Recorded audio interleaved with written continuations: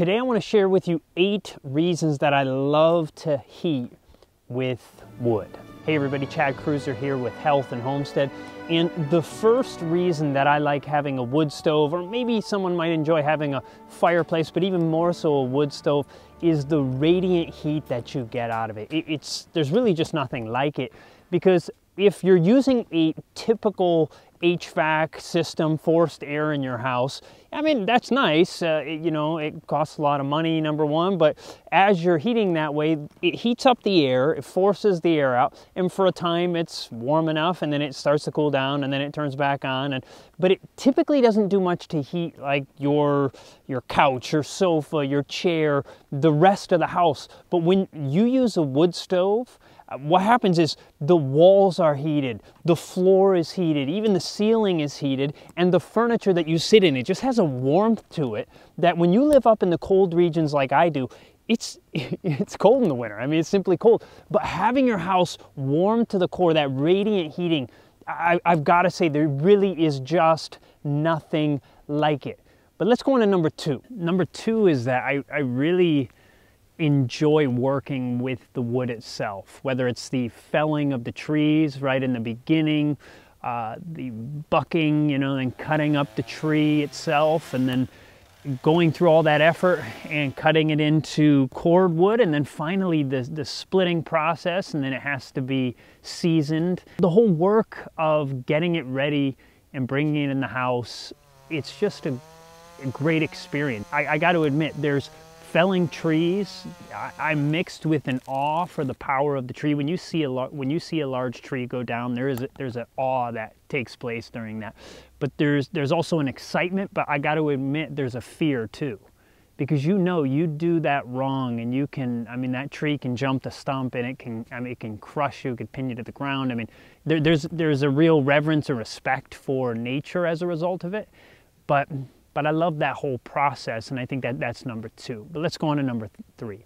Number 3 is that heating with wood kind of feels like you're going back to a simpler way of life. With everything that's automated today or computerized today, and smart devices and ways to heat your house and turn it up and turn it down, and you can do it from away from your house, and you can be watched at all times by, all these systems. There's just something about going out to the wood pile. The whole process is just, it feels like going back to the way it was in yesteryear. And I don't know how to explain it. There's something about sitting in front of your wood stove every morning when I get up and read in the morning, and or sometimes in the evening I'll sit there and read a book in front of the wood stove. Maybe it's kind of a form of nostalgia, and maybe it's that, but yeah, I like the old way of life, that feel to it anyway. The 4th thing I love about heating with wood is the fact that you can still get wood stoves that are made in the United States of America, that are made in Canada, that are made in Australia, that are made in Sweden. I mean, to think that these countries actually make anything anymore is amazing. Now, I'm kind of over-exaggerating here, but it used to be that America was just known for making quality things, and hardly anything's made here anymore. But you can get some of the best wood stoves in the world from places like Europe or Australia or the United States, Canada. Mine is kind of a cheaper version, a Drolet from Canada. But you have some of the amazing ones, Hearthstone, I believe made in the United States. You also have my personal favorite, which is Blaze King, which you can have a wood stove from Blaze King if you get their top model that will heat your house. You fill that thing up, and it could stay burning for up to 40 hours. I mean, that is even more, actually, slightly over. That is incredible. And so to be able to have a quality American made, or something that's, I mean, honestly, almost everything's made in China these days, and good on them for being willing to produce stuff, because the rest of us kind of gave up on that. But I just really appreciate having a product that could last most of your life, if not your entire life. There aren't many products made like that anymore, so that is simply something I really do appreciate. One of the things about having a wood stove that many people don't recognize is the color of fire is a warmer area of the light spectrum. So standard lights in a house often are more toward a cool temperature. They're going to have more of the blue light in them. And that blue light is something that is stimulating to our eyes and to our brain and makes us more prone to wake up and stay awake. And that's one of the reasons that some people struggle to fall asleep at night. Too much of the blue light in the eyes is keeping them awake. Whereas red light, and I'm going to do a whole video on the science of the red light and the benefit that it is for us. The red light helps us to calm down and prepare for sleep. And you think about it, what did people do historically? Well, obviously, living in nature, what would happen is the sun would go down, and during noon, obviously, you have the light maybe overhead. Obviously, sometimes it's overcast, but regardless, especially on a clear day, the light is very blue, right? I mean, blue sky. But as the sun begins to go down, you notice it becomes more toward the reddish, orangish hue, and that's actually preparing your brain to go to sleep. And then, historically, what did people do? They sat around the fire.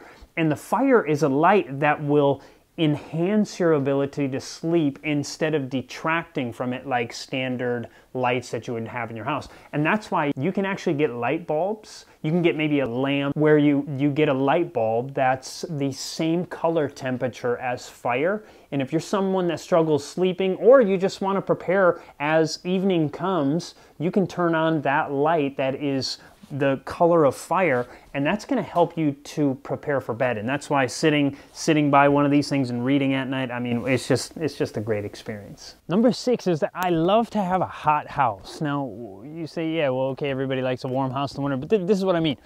When I go to places like California, I travel a lot. I don't live in California, but I travel a lot, and I often travel there. And in the winter, my wife and I, we say between ourselves that the coldest place in America in the winter is California. And what I mean by that is this: many people, because it's so expensive to heat your house, many people just don't do it much. So the inside of their house is just chilly and cool, and my wife and I are pretty skinny, and so I just don't hold heat very well.